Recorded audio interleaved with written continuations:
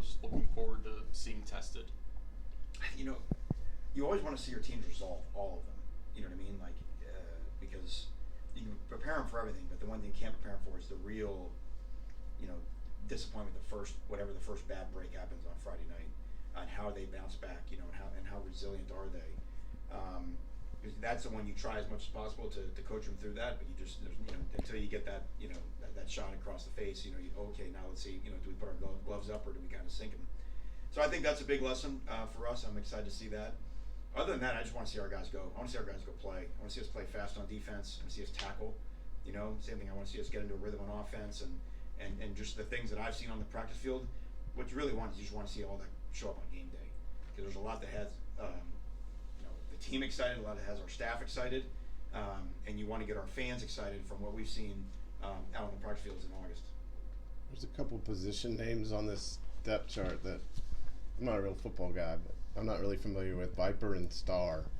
Can you give us some kind of inside football on what those positions mean in your defensive scheme? And I know there's guys on this team that have played a 4-2-5 base defense for 5 years now, 6 years.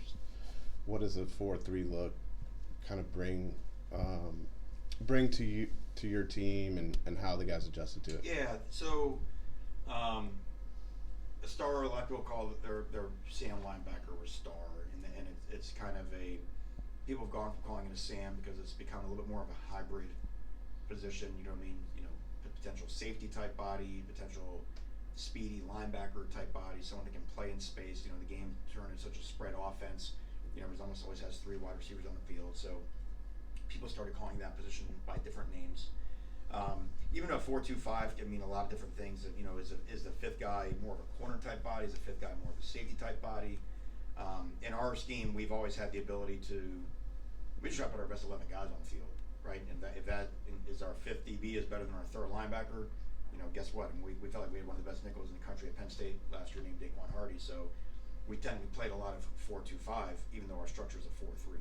You're just subbing one guy for one guy, but all of our coverages still behave the same way. The Viper position is basically what people would call their rush end. That's an end that often lies up to the boundary, can drop, can rush, and do those type of things. So, but it's way more fancy to call the Viper, right? It sounds cooler. So put that on the bottom of your business card.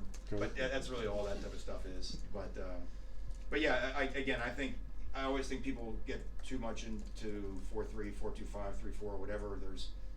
What really defines you coverage-wise is what or defense scheme-wise is what coverages do you play, and how does your front play? Are you attacking one gap style front, or are you a read and react, 2 gap and a half type front? And really, basically, how you cancel run gaps and how you play the coverage behind it is really what you are on defense. And there's a zillion ways to line up, but you can do it very different ways while you're aligned in the same demeanor. Anything else for Coach? Thank you, Coach.